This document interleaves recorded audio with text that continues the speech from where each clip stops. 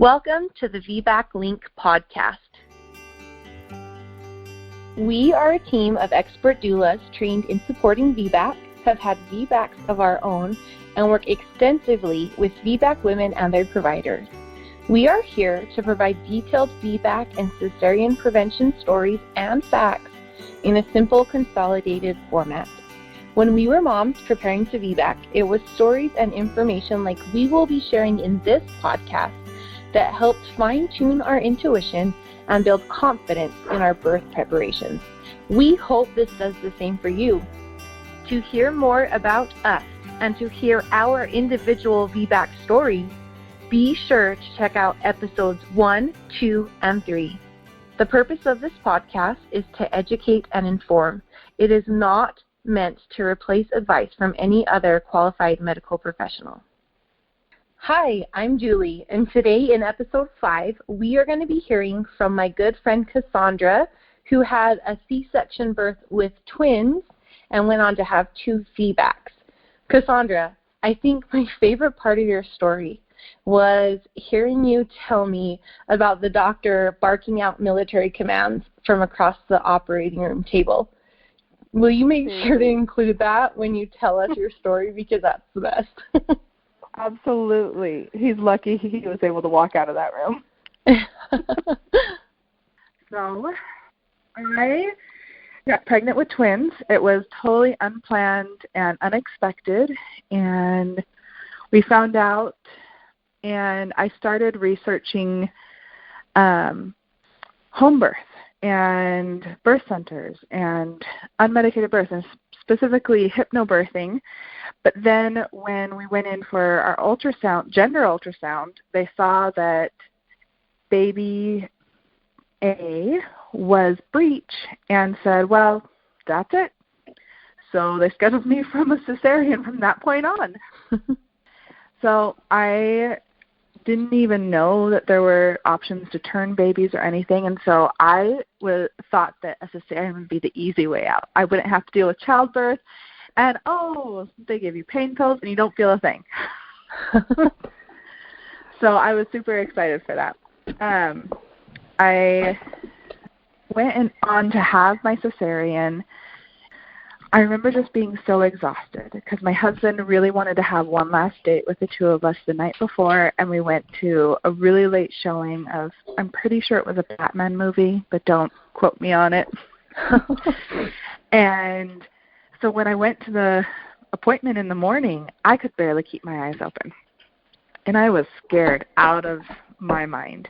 And so my mom was with me, my husband was with me, and the anesthesiologist comes in to do the spinal, and I am shaking so bad that he stops and pulls out. He's like, I haven't even touched you yet. Have I hurt you? What did I do? I felt so bad. Gosh. I was like, no, it's all right. I'm just freaking out like a chihuahua.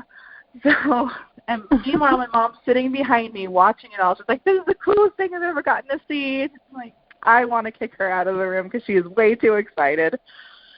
So we go in for the cesarean, and my husband's all scrubbed up. I remember the yellow scrub dress thingy-mabob they give you, and the green hat, and him kneeling down next to me and talking to me. And I remember the anesthesiologist was super sweet. I could tell he was trying to relax me and make me more comfortable. And so he started asking me what my favorite songs were and my groups. And honestly, I was so nervous. I couldn't think of anything. I had no idea. It was like I had never listened to music before in my life, as far as I was concerned. And he asked me if I had names for the babies. So I told him that baby A would be named Delilah. And he said, oh, my goodness, I know a song. I think it's called Delilah by Tom Jones. Is that the song that you know? I'm like, I don't know. But in reality, she's named after Plain White Tees, Hey There Delilah. But of course, at that time, it wasn't in my mind. And so he's like, well, I can pull it up on my phone. You want to listen to that while she's born? I was like, sure, why not? So Tom Jones, some Delilah song. And an awkward silence descended over the entire OR as Tom Jones began singing about the other woman. Oh my gosh. Like, yay. And I don't know why neither my husband and I said, you know what, we're cool without music, but we just kept going. So that song kept playing. And then as we started to get going, the OB, he said, I believe it was ready on the left, ready on the right. And then my husband burst out laughing. And the OB stopped and said, oh, do we have a military man in the room here? And I remember rolling my eyes as I'm lying there on the table, shivering because I'm super cold and nervous, as he starts saying, oh, well, I was in the Marine Corps. And he's like, oh, well, I was in the Army. And they start laughing and trading war stories back and forth over my abdomen. Oh, my gosh. It was not our finest moments. I can't even imagine. Yeah. I remember at one point yanking him and being like, you're done. So he was super sweet, and he knelt down after that and entirely focused on me. But I was really frustrated with the fact that my OB kept talking to my husband instead of to me. I was the one he was performing the surgery on, and yet it seemed like pulling teeth trying to get him to give me directions or tell me what was happening with the baby. Instead, he kept telling my husband what to do to manage me. And that, heck no. Right? Right? Get that part out there. Oh my gosh. Oh my gosh. Wow. So, that's crazy. Yeah. So anyway, the OB continued, and Delilah was born. And I remember I was still so exhausted. I'm barely able to keep my eyes open. So I looked up. There she was. And I remember thinking in my head, yay, she's born. Let's move on to the next before I fall asleep. And then they pulled out the next, and that one was Porter. And they took him over. And at that point, my husband went over with the twins. And I was alone. And they had to take the twins over to the NICU. They were having some breathing issues. And so he went with them. So it was just me and the anesthesiologist, who apparently learned his lesson after that awkward song and instead just put on random Pandora. And I was very grateful. And after that, they wheeled me into the NICU. I was able to kind of wave at my babies. I remember being so surprised. All the little cords coming out of them and what was going on, and the CPAP machine. Like, I didn't know that C-section babies, they were more likely to need a CPAP. And so we went into mother baby, and I kept falling asleep. That was so hard for me, because I remember the nurse had it on the board. These are the side effects of your medication, and sleepiness was one of them. And I kept falling asleep. And so then when I finally told her, she said, well, I told you that was one of the side effects. Why didn't you tell me? Because I was asleep. And I was just having reactions to medication. And I kept trying to ask the nurses, what should I be doing? What should I be doing to make my recovery easier or better? And they said, oh, do whatever you want. And it was so hard. I felt like they were trying to mother me and be really kind and sweet and gentle with me, but instead I needed somebody to treat me like an adult. I needed somebody to tell me, this is what will help you, this is what we need you to do, this is what you need to do in order to go home. And I was really frustrated with that. And so by the end of the day, I finally had a nurse come in who was like, hey, what are you doing in bed? Get out, go get in the shower. I was like, thank you. Somebody who can tell it straight. Seriously. So Delilah was in the NICU for an hour, and then she was brought to me and mother baby, and she was, as a twin, 6 pounds 11 ounces. It's pretty impressive. Wow. And then Porter, it was another 4 hours before I saw him.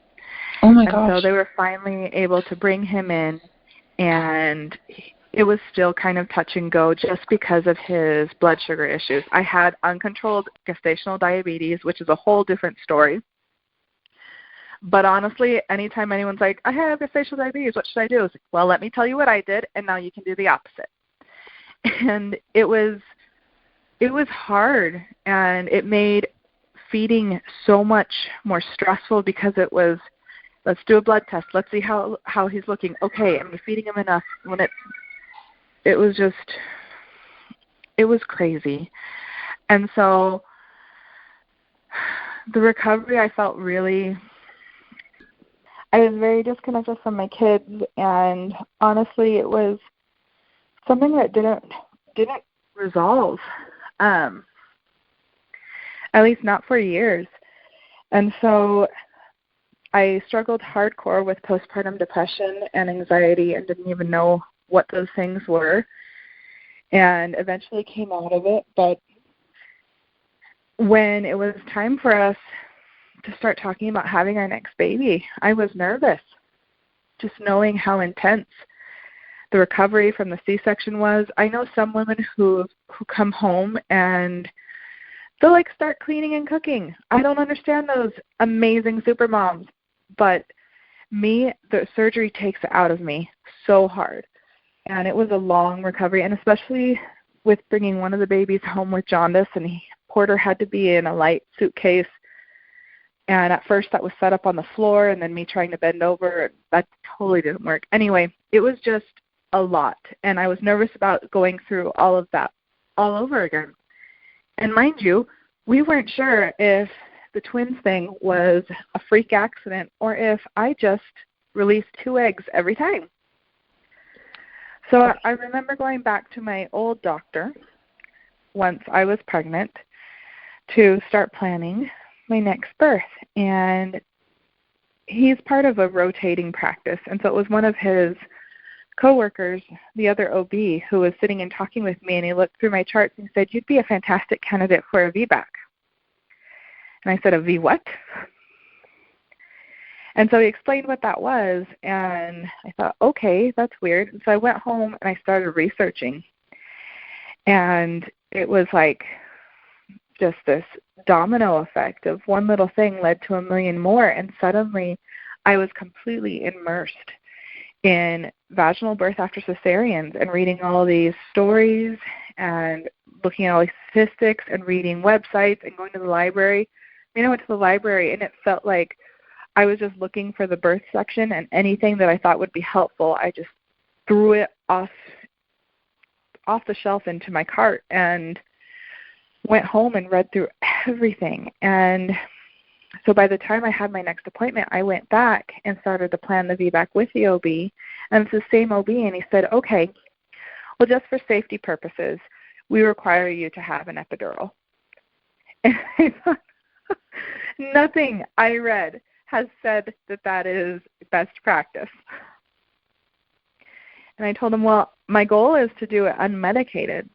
I'm trying to avoid as many interventions as possible, and that's where I would like to be, in the unmedicated planning aspect of this. And he said, well, I mean, if you want to, I guess we could insert the catheter and then just not turn on the epidural, although I don't know anybody who would ever do that. That's kind of weird.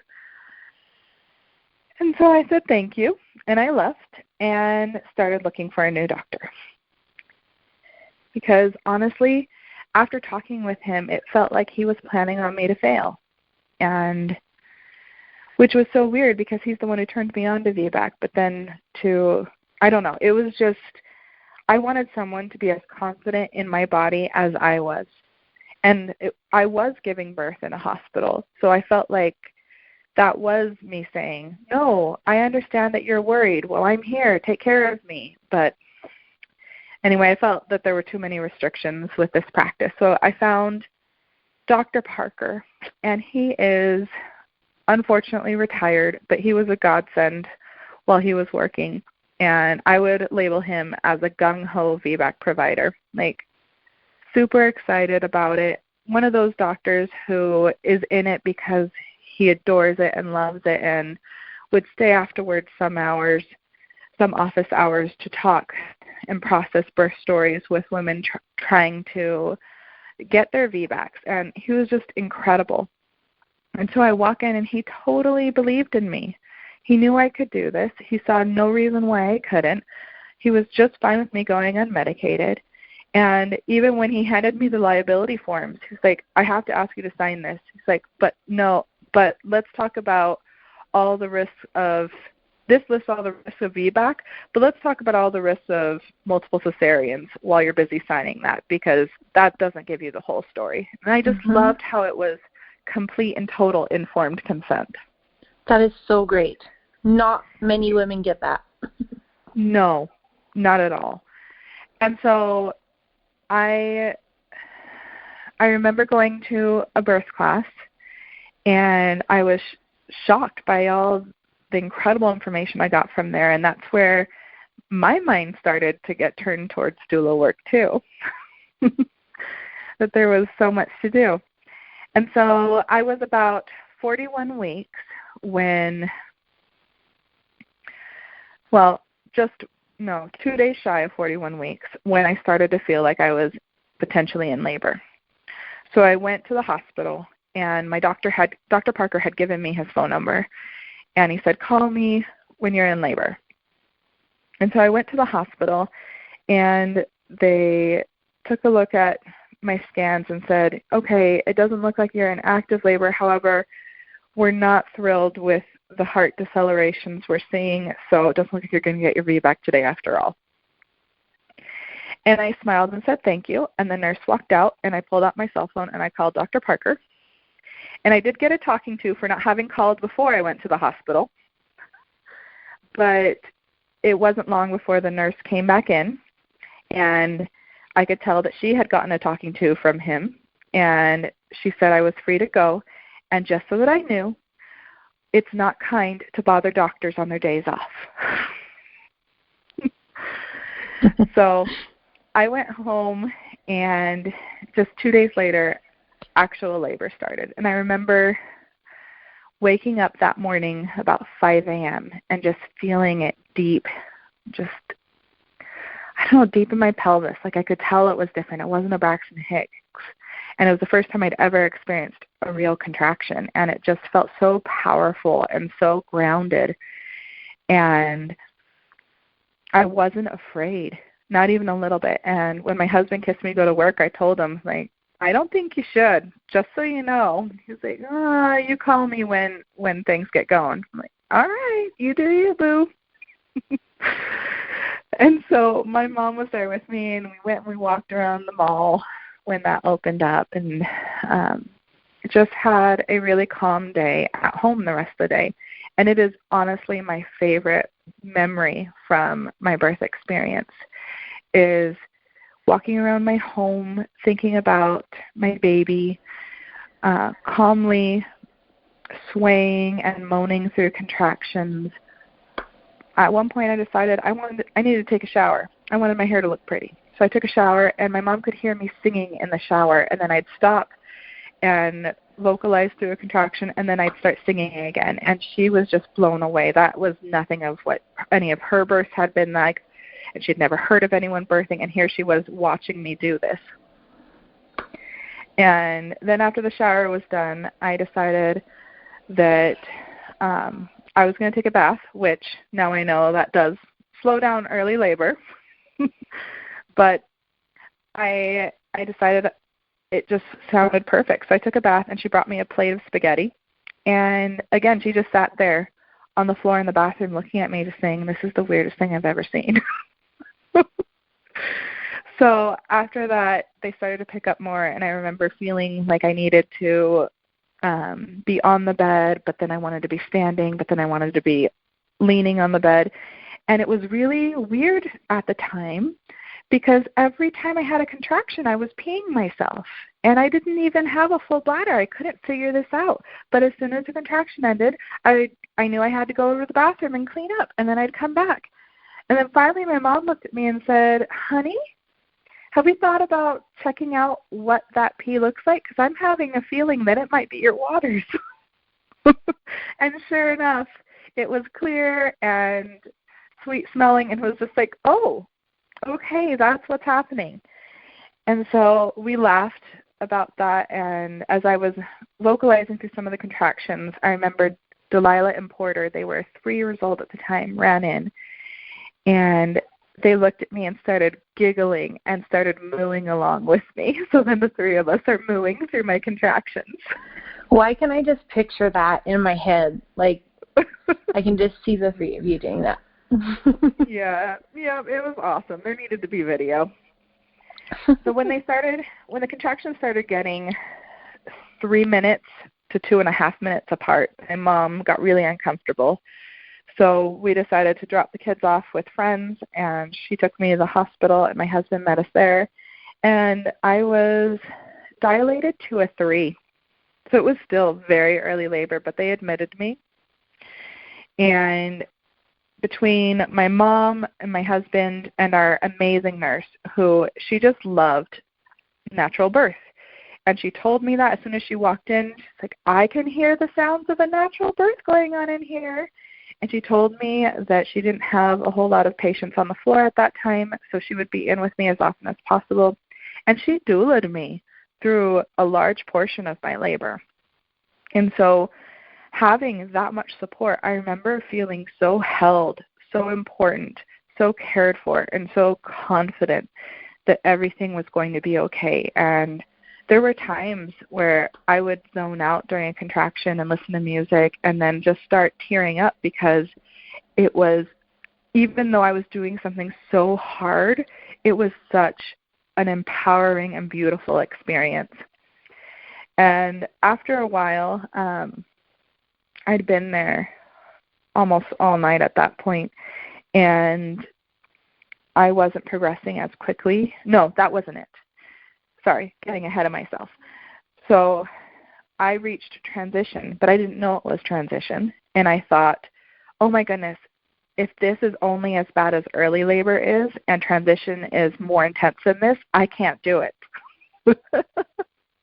It's that I can't do it phase. And so I asked for an epidural, and I got all comfortable in my bed, but then Dr. Parker came in and explained, your contractions have slowed down, which is normal when we have an epidural, and plus you're in bed. So we're going to start with a little bit of Pitocin. Are you okay with that? And I asked him to give me a minute, and my husband and I talked about it, and we decided very low levels. Let's go ahead and start with that. So it was like 0.5 at the most, maybe 0.25. It was hardly anything. And so, but it was just enough to keep me consistent. But when they came back hours later, the nurse came in and said, hey, we're thinking about turning it up just a little bit more. Your labor still hasn't progressed as much. It's not to where we would like it to be. There's nothing wrong with your laboring. It's not like it's not happening. It's just, if we want, we slowed it down by getting in bed. Let's try and pick it up a little bit. And so I thought about it for a second. I said, would it be okay if instead of doing more Pitocin, we started doing some nipple stimulation? And she said, absolutely, that is a great idea. I said, okay, how many contractions do you want to see per screen? She's like, we will get your baby in your arms if we're looking at about 3 per screen. It's like, done. Give me the room. And it totally worked just like that. I was able to control how many contractions I was having and watch the screen, and within an hour and a half, I was ready to push. And that was just really neat to be able to work with my body like that and bring my baby, Elise, earthside. And so the pushing, the epidural had worn off enough to where I was able to really help with the pushing. I remember being frustrated because there was a nurse I hadn't met yet, and she kept telling me to hold my breath and push. So I remember being frustrated with her. I wanted to be like, well, you hold your breath and push.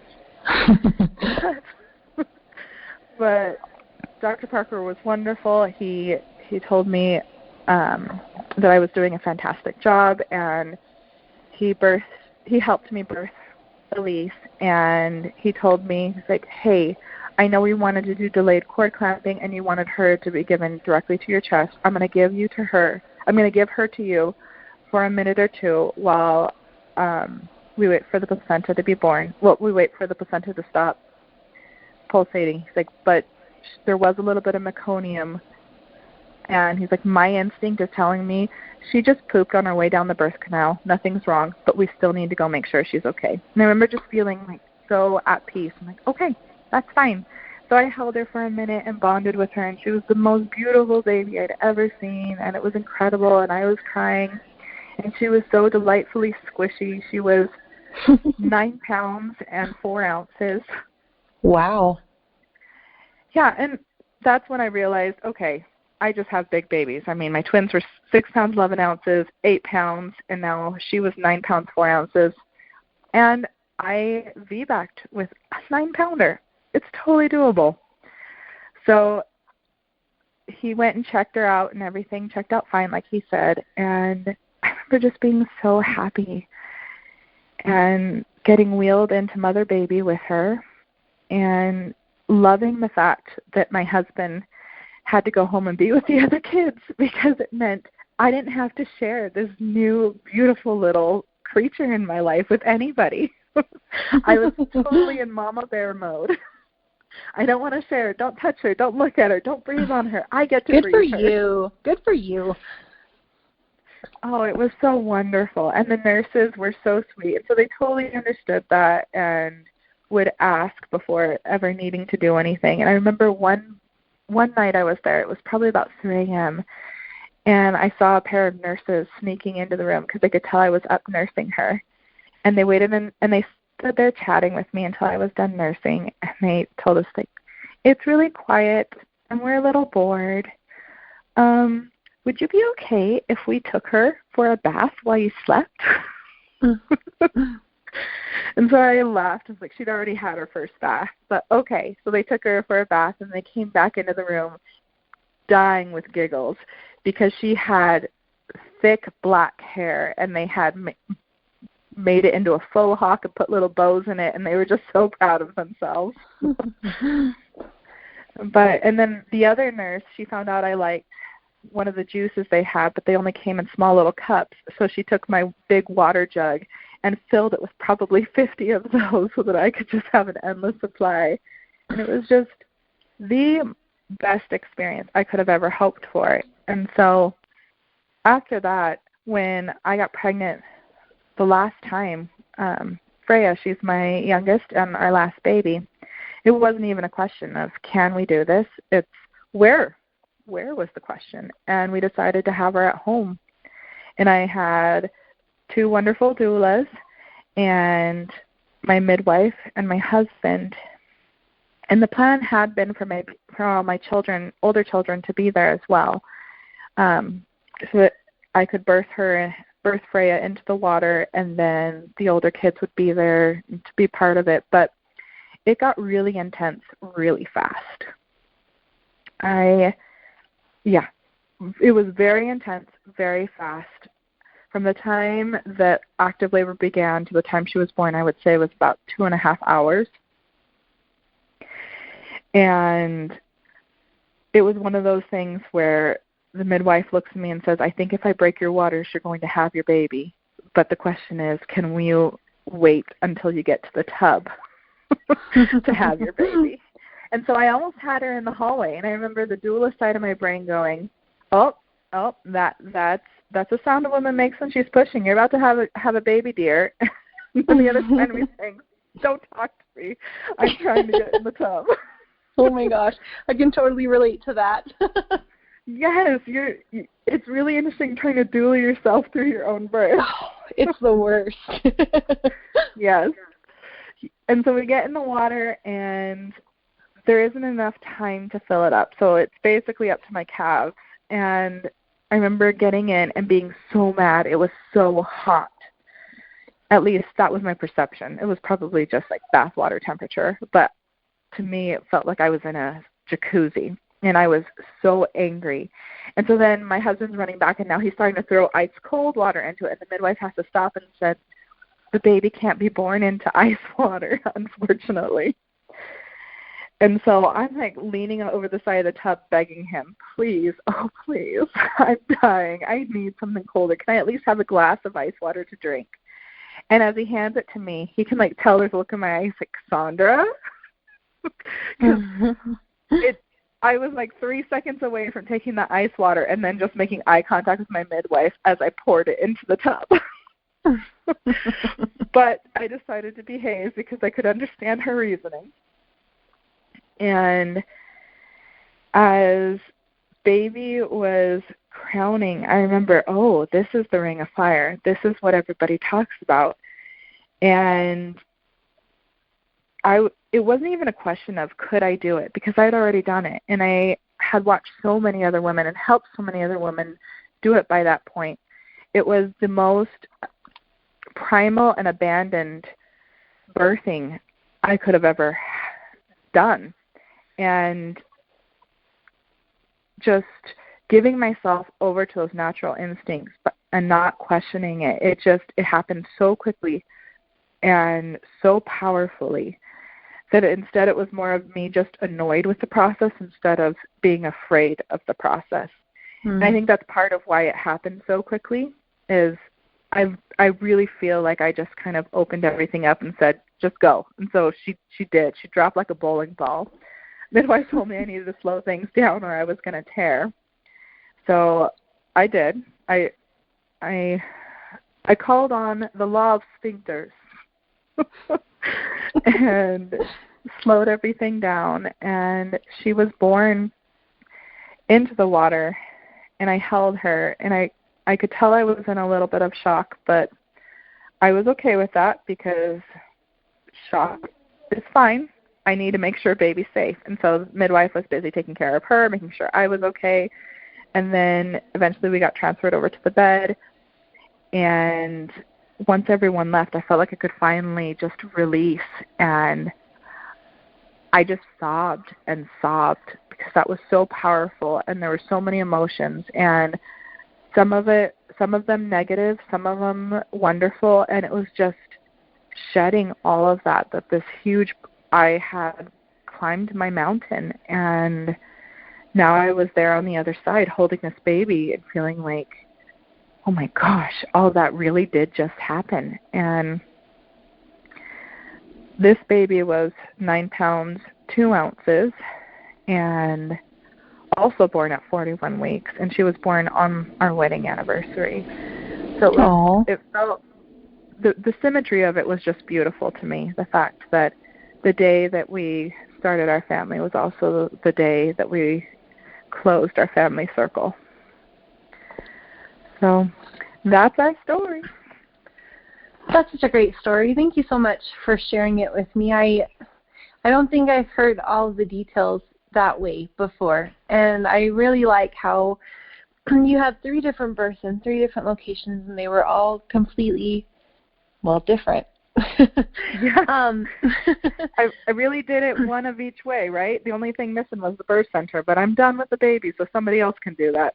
Yeah, birth center and home, pretty much the same thing. Kasaundra, when you were sharing your home birth story, you mentioned the Law of Sphincters, and I think that's kind of a great idea, or it's a great way to call it. I'd never heard it called that before, but why don't you explain to everybody just a little VBAC tip or a birthing tip? You don't even have to be VBAC, just any type of vaginal birth, and Kasaundra here is going to let us know what that means and how it can help you guide your baby out. Okay. Well, the Law of Sphincters is a phrase coined by the wonderful Ina May Gaskin. And she uses that to explain how you can, just the way that the tension in your body correlates with the birth of your baby.